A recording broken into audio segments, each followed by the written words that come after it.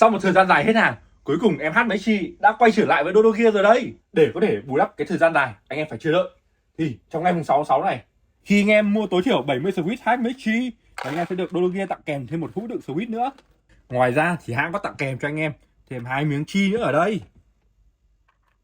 Thì trong cái đợt tri ân này, em Hát Messi này giá sẽ chỉ còn 7.000 đồng trên một switch thôi. Thì để có thể đặt hàng thì anh em ấn ở phía dưới giỏ hàng giúp mình nhé. Còn có thể nghe sao test thì anh em search Dodo Studio giúp mình. Cảm ơn anh em.